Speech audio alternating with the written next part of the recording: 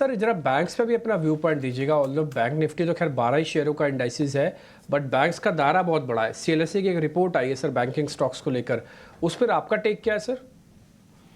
देखिए ऑब्वियस बात है, ही कह रहा है डीपी उसके अंदर नया नहीं है, मगर सीएलएस एक बड़ा हाउस है तो उसको हम उसकी ज़रूर बात करनी चाहिए। वह ये कह रहे हैं कि भाई ये सस्ते हैं, अच्छे हैं और आउट परफॉर्मेंस के लिए रेडी हो रहे हैं। अगर आप देखिए पिछले एक महीने में, और एक बहुत ही इंटरेस्टिंग डेटा पॉइंट मैं देख रहा था, एसबीआई और एचडीएफसी बैंक को कंपेयर करें लास्ट एक महीने से, बड़ा इंटरेस्टिंग डेटा आपको देखने को मिलेगा। अभी मैं सुबह देख रहा था जब मैं 89 में था, तो एक महीने के अंदर एसबीआई वर्सेस एचडीएफसी बैंक, अगर आप उसको कंपेयर करेंगे तो एचडीएफसी बैंक के अंदर सटल आउट परफॉर्मेंस दिखने को मिल रही है। डायरेक्टर साहब फायर करें प्लीज़।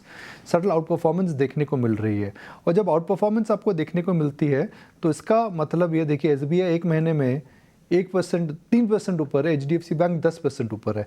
तो सटल आउट परफॉर्मेंस अब आपको देखने को मिल रही है, और मुझे लगता है आउट परफॉर्मेंस धीरे धीरे बढ़ती रहेगी। तो एक महीने के अंदर आपको छोटी आउट परफॉर्मेंस दिखेगी, 3 महीने के अंदर आपको और बड़ी दिखेगी, और एक साल के अंदर आपको लगेगा कि एक मैसिव आउट परफॉर्मेंस आ रही है। तो मैं ये नहीं कह रहा हूँ कि पीएसयू बैंक्स गिरने वाले, मैं कह रहा हूँ कि आउट परफॉर्मेंस आने लग जाएगी। तो आई थिंक सीएलएस उसी बात को इंडोर्स कर रहा है, उस बात से मैं तो पूरा सहमत हूँ। बिल्कुल। तो प्राइवेट बैंकों पर नज़र रखिए, जैसा कि सीएलएसए का भी कहना है। Nikul sir, good morning. यहाँ पर एक और रिपोर्ट आई है, interesting report, grid and fair, जो कि हम आप दर्शकों को बता दें कि जेफरीज की तरफ से रिपोर्ट आई है। उसमें जीएमआर इंफ्रा, जीएमआई एयरपोर्ट को लेकर जो कमेंट्स आए हैं, उस पर आपकी रीडिंग क्या कह रही है? देखिए क्रिस वुड की एक खास बात है कि बड़े ट्रेंड्स और बड़ी जल्दी पकड़ता है। 2005 में, 2015 नहीं 2005 में रियल एस्टेट स्टॉक्स का हिंदुस्तान में अस्तित्व ही नहीं था, एक या दो कंपनी होती थी। उस समय इन्होंने बोला था कि भाई रियल एस्टेट स्टॉक्स में, उस समय इन्होंने बोला था कि रियल एस्टेट स्टॉक्स में निवेश करो। फिर इन्होंने इंडिया में हमेशा अपना जो ओवरवेट स्टैंड रखा है काफ़ी मजबूत रखा है।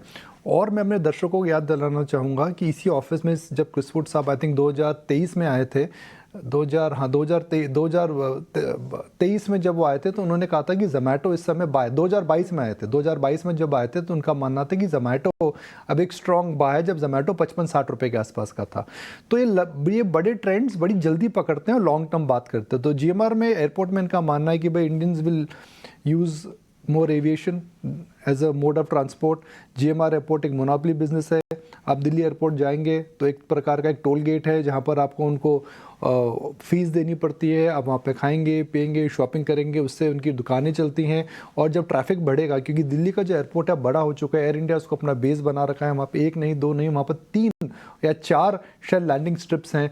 तो जो बेस बड़ा बन रहा है, एयरपोर्ट के अंदर एक्टिविटी ज़्यादा होने वाली है और इंफ्रास्ट्रक्चर डेवलपमेंट हो रहा है, तो जीएमआर जैसा जो बिजनेस है वह आने वाले समय में चलता ही रहेगा। ठीक है, तो